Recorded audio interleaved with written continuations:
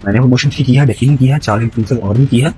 I request कि आप उसको स्टार्ट करें, क्योंकि हमसे पहले वो चीज कहीं दिखाई गई थी और वो मैं शायद सारी उम्र अपने आप को माफ ना कर पाऊं अगर मैं इस मौके पे पाकिस्तान ना गया। मौलाना साहब की तरफ से फतवा दिया गया कि जी इंजीनियर साहब का कत्ल जायज है। मैं इस अपनी दीनी जिम्मेदारी समझता हूं कि हम इस फतवे से बिल्कुल मुतफिक नहीं हैं। और इन्होंने बोला कि मेरी सरसराहट खत्म हो जाएगी, इनकी डिग्री खत्म नहीं होगी। तो क्या इनकी डिग्री ने इनको ये नहीं बताया कि ये जो कर रहे हैं it's against the law of Pakistan?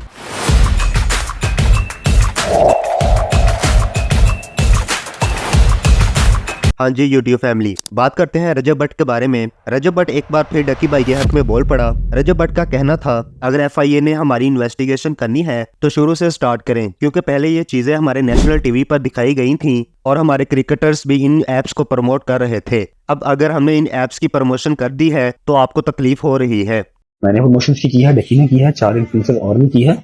तो आई रिक्वेस्ट कि आप उसको स्टार्ट करें, क्योंकि हमसे पहले वो चीज कहीं दिखाई गई थी और वो एक नेशनल हमारा जो टीवी चैनल है, टीवी चैनल्स हैं, इंटरनेट पे हो रही थी उसकी प्रमोशन। इंटरनेशनल खिलाड़ी कर रहे थे आके, हमारे पाकिस्तानी खिलाड़ी कर रहे। जब हमें वो चीज दिखाई जाएगी तो हमें क्या लगेगा कि ये चीज इलीगल है, उन्हें कैसे ख्वाब आएगी। हमारे घर पे नोटिस आए थे ये चीज है, इसकी प्रमोशन नहीं करनी। हमें प्रमोशन आई, हमें पैसे मिले, हमने की है। मजीद बात करते हैं रजब भट्ट की। रजब भट्ट शायद फादर बनने वाला है, तो उनका कहना था, मेरा बहुत दिल करता है मैं पाकिस्तान जाऊं, लेकिन हालात ऐसे नहीं है। मैं जैसे ही पाकिस्तान आऊंगा ये मुझे एयरपोर्ट से ही अरेस्ट कर लेंगे। मेरा जिंदगी में आज तक पाकिस्तान जाने को इतना दिल नहीं किया, या पाकिस्तान जाना मेरा जिंदगी में आज तक इतना जरूरी नहीं हुआ जितना अभी जरूरी है। मैं शायद सारी उम्र अपने आप को माफ ना कर पाऊं अगर मैं इस मौके पे पाकिस्तान ना गया। मेरी बहुत खुशियां ऐसी थी जो छिन गई जब मैं पाकिस्तान से फरार रहा हूं। गजल की बेटी हो गई, फिर मूसा का बेटा हो गया, अब मैं भूल गया हूँ पता नहीं और कितने इवेंट्स गुजर गए। खुशी गमी फैसले मेरी फैमिली में, ईद गुजर गई, पहली 30 साल के अंदर पहली ईद गुजरी जो अपनी फैमिली के अलावा देखी, फैमिली के बगैर देखी, अपने दोस्तों से अलग रहा। कितने इवेंट, मलिक जमान साहब के घर पे कितनी शादियां थी वो गुजर गए। इतने इवेंट गुजर गए कि मैं पाकिस्तान से दूर था और मैं कभी उनको छोड़ता ना।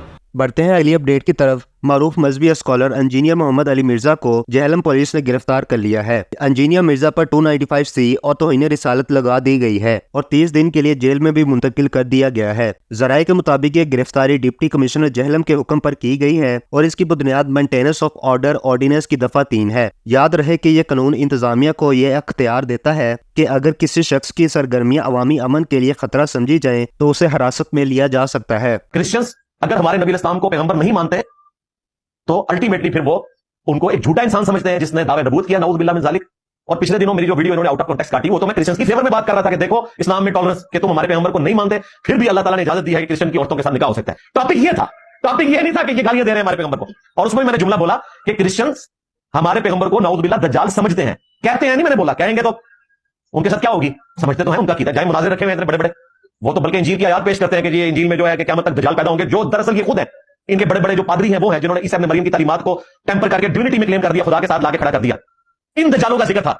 इस कार्रवाई के दौरान पुलिस ने इंजीनियर मिर्जा की अकेडमी को भी सील कर दिया है ताकि कोई गैदरिंग ना हो सके। कुछ रिपोर्ट्स के मुताबिक नेशनल साइबर क्राइम ने भी एक दिन पहले उनके अदारे पर छापा मारा था, जिसके बाद ये कदम उठाया गया। मकामी मीडिया का कहना है कुछ मजहबी हलकों की जानब से इंजीनियर मिर्जा के खिलाफ दरखास्तें जमा करवाई गई थीं। अभी तक हुकूमत की जानब से कोई बाकायदा क्रिमिनल चार्ज सामने नहीं आया, लेकिन ये वाज़िया किया गया है कि गिरफ्तारी का मकसद अवामी अमन का कायम रखना है। ये पहली बार नहीं कि इंजीनियर मोहम्मद अली मिर्जा को मुश्किलात का सामना है। माजी में भी इनके बयानात की वजह से मुख्तलिफ मजहबी ग्रोहों की जानब से शदीद रद्द अमल सामने आता रहा है। अल्लाह ताला ने क्या सारे काफिर दुनिया से खत्म कर दिए? देखिए, अगर एक शख्स क्रिश्चियन है तो मेरे नबी को दज्जाल समझ रहा है, लेकिन मुझे कुरान इजाजत दे रहा है कि मैं उसकी औरत के साथ शादी कर सकता हूँ अगर वो किसी क्रिश्चियन की बेटी है। सूरह अल-माइदा की आयत नंबर 5 में किस औरत के साथ जो मेरे नबी को दज्जाल समझती है, और अल्लाह मुझे इजाजत दे रहा है कि उनकी औरतों से तुम निकाह कर सकते। अब जिस्मानी एतबार से देखा जाए तो अल्लाह ताला के साथ क्या उलवा टक्कर लेंगे? नहीं, अल्लाह ताला ने उनको बेनिफिट दिया कि आसमानी मज़हब के मानने वाले, ठीक है, कि वो हम बेनिफिट देंगे। यहाँ तो लोग सुन्नी शिया निकाह होता, अल्लाह ताला तो आपको क्रिश्चियन की औरतों के साथ निकाह करने की इजाजत दे रहा है। अब इंजीनियर मिर्जा की गिरफ्तारी पर मुफ्ती तारिक मकसूद का बयान सामने आया है। उनका कहना था, इंजीनियर मिर्जा का वो मतलब नहीं था जो वो कहना चाहते थे। मैं नहीं समझता कि ये गिरफ्तारी होनी चाहिए थी। बिस्मिल्लाहिर्रहमानिर्रहीम। इंजीनियर अली मिर्जा से जो हमारे इख्तलाफात हैं, उलमा के इख्तलाफात हैं, वो सारी दुनिया को मालूम है। अब एक फतवा आया सामने जो बड़ा फैलाया जा रहा है।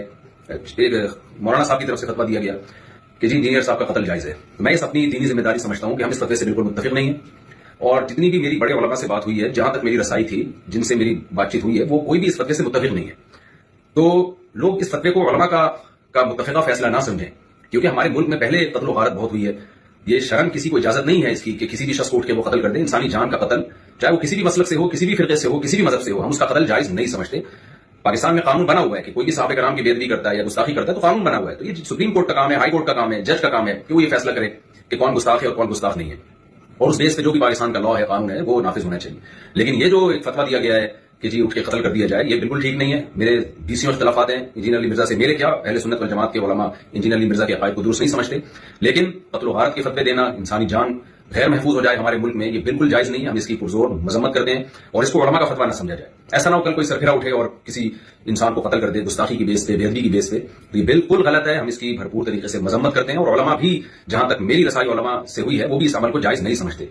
तो मुल्क में अमन की कोशिश करें और दलाइल की दुनिया में रह के ही बात की जाएगी, इससे आगे बढ़ने की कोशिश न करें। बात करते हैं डॉक्टर अफान कैसर और अलीना आमिर की कंट्रोवर्सी के बारे में। रिसेंटली अलीना आमिर की सेंसेशन वाली वीडियो बहुत वायरल हुई थी, जिस पर डॉक्टर अफान कैसर ने बयान दिया था ये लड़की ऐसा टैलेंट शो करवा के क्या दिखाना चाहती है, इन लड़कियों की वजह से हमारी यूथ मैनिपुलेट हो रही है। अब अलीना आमिर की भी एक वीडियो सामने आई है जिसमें वो डॉक्टर अफान कैसर पर इल्जाम लगा रही है कि डॉक्टर अफान कैसर ने मुझे डिफेम और डिसरिस्पेक्ट करने की कोशिश की है। तो बड़ी अफसोस के साथ मुझे दोबारा इस टॉपिक पे ना चाहते हुए बात करनी पड़ रही है। Dr. Afan has used like 6 videos of mine on different platforms, TikTok, Instagram, Facebook, without my consent.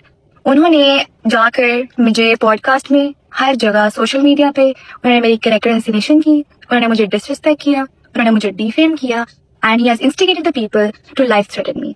ठीक है, मेरे पास प्रॉपर एविडेंस है उनकी पोस्ट के नीचे जो कमेंट्स मैंने देखे हैं। ठीक है, और लोगों को जिस तरह उन्होंने प्रोवोक किया है कि वो मुझे लाइफ थ्रेटन करें। ठीक है, so this is clearly cyber bullying and it's a cyber crime. और इन्होंने बोला कि मेरी सरसराहट खत्म हो जाएगी, इनकी डिग्री खत्म नहीं होगी। तो क्या इनकी डिग्री ने इनको ये नहीं बताया कि ये जो कर रहे हैं it's against the law of Pakistan? ये एक लड़की की डिसरिस्पेक्ट कर रहे हैं, ये एक लड़की को डिफेम कर रहे हैं। मैंने आपको परमिशन दी कि आप मेरी वीडियोस यूज करें, मैंने आपको परमिशन दी कि आप मेरा नाम लें। आपने कैसे मेरी परमिशन के बगैर मेरा किसी के सामने जिक्र किया, मेरे बारे में मिस इन्फॉर्मेशन फैलाई? ठीक है, विदाउट एनी रिसर्च। ठीक है, आपने मेरे बारे में मिस इन्फॉर्मेशन फैलाई कैसे? If you don't know me personally, you don't have the damn right to talk against me. And if you know me personally, तब भी आपके पास कोई राइट नहीं है कि आप मेरे अगेंस्ट बात करें विदाउट माई परमिशन, जब तक मैं आपको परमिशन ना दूं। ठीक है, तो आपने जो इतनी डिग्री हासिल की है, एटलीस्ट मेरी डिग्री ने मुझे ये सिखाया है कि क्या लॉ है पाकिस्तान का और किस तरह वुमेन राइट्स प्रोटेक्ट किए जाते हैं पाकिस्तान लॉ के अकॉर्डिंग। ठीक है, इसके बाद डॉक्टर अफान कैसर ने भी अलीना आमिर को करारा जवाब दिया है, जिसमें उनका कहना था, मैं आपको सिर्फ इतना ही समझा सकता था, मेरी ऐसी तरबियत नहीं है कि मैं आप जैसी डांस करने वाली लड़की को जवाब दूं। ये मेरी इस टॉपिक पर आखिरी वीडियो है और मैं फिर मुखातिब हूं अलीना आमिर से।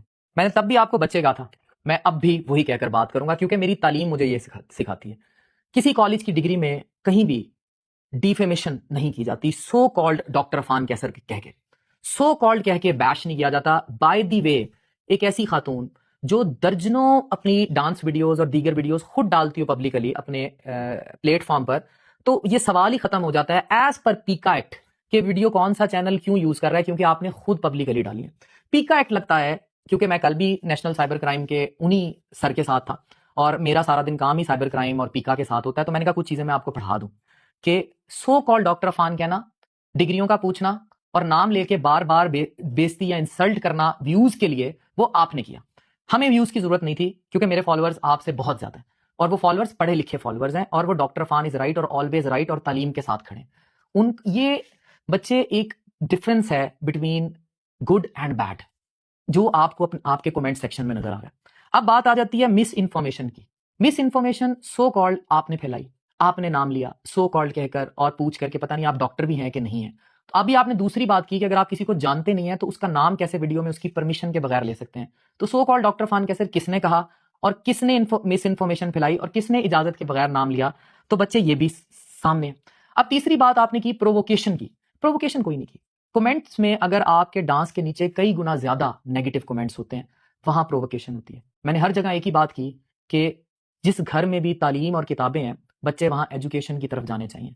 मैंने हमेशा आवाज उठाई टिकटॉक की वल्गैरिटी और नेगेटिव कल्चर के खिलाफ, और जितने लीगल कॉन्सिक्वेंसेज आप बता रही हैं वो आपकी वीडियो पे पहले ही इतलाक कर चुके हैं, जो वीडियो आप बना चुकी हैं। पीका का एक्ट भी, डिफेम करना भी, सो कॉल्ड कहना भी, डिग्रियों पे सवाल उठाना भी।